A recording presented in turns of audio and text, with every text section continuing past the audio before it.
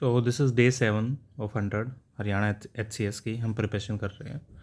तो इसमें देखेंगे, लास्ट में हमने देखा था कि अंग्रेज़ कैसे क्रश करना चाहते थे हरियाणा के रिबेलियंस को।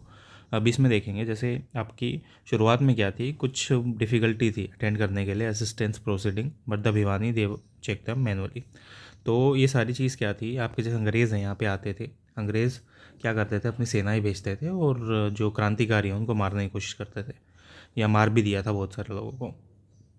लेकिन जो लोगों ने एक अपना गुड अकाउंट दे दिया था उस चीज़ में, 2 दिन के अंदर जो गैलेंट एक्शंस हैं वो स्टॉप कर देगा एनिमीज़ को। जैसे हमने लास्ट की देखे तो इसमें क्या है, लॉर्ड मिंटू ने यहाँ पे आपकी रोहतक भिवानी वगैरह में रिबेलियन को क्रश करने के लिए आपकी आर्मीज़ भेज दी थी। लेकिन शुरुआत में क्या थी, काफ़ी डिफ़िकल्टी हुई असिस्टेंस की प्रोसीडिंग्स को देखने के लिए, लेकिन भिवानी को बेसिकली मैनफुली यहाँ पे चेक किया गया।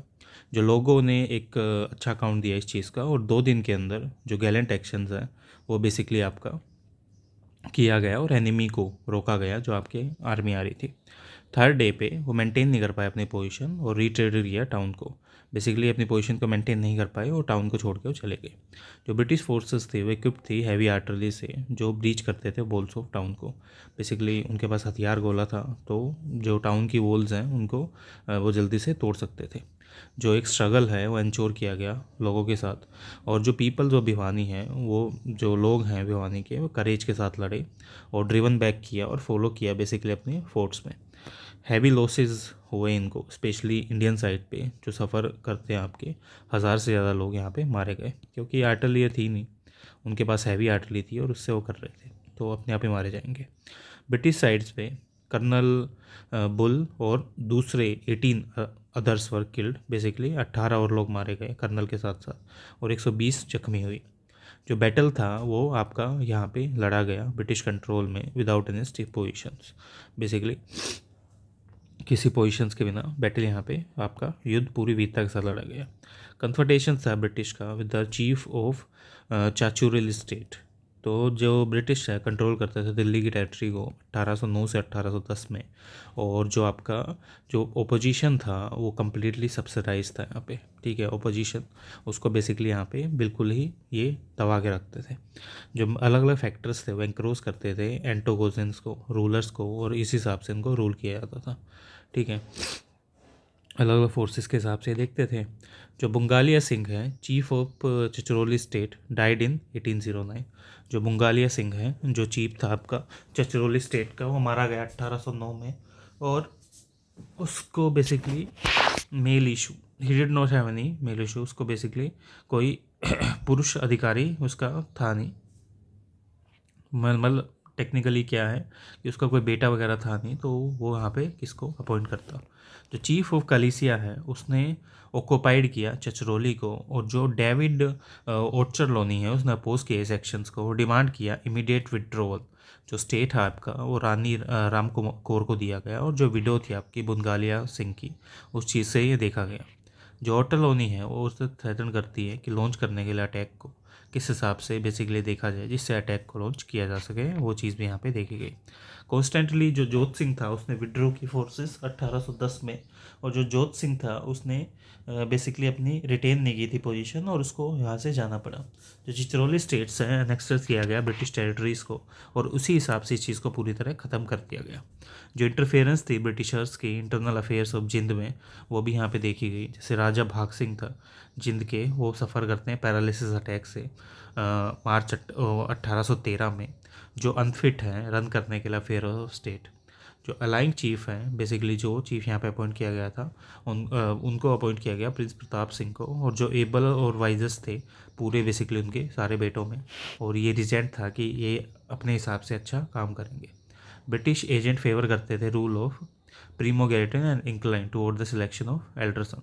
तो ब्रिटिशर्स ने बेसिकली इस चीज़ का समर्थन किया, लेकिन कि अपने एल्डर बेटे फतेह सिंह को यहाँ पे आप अपॉइंट करो, लेकिन इन्होंने प्रताप सिंह को यहाँ पे किया था।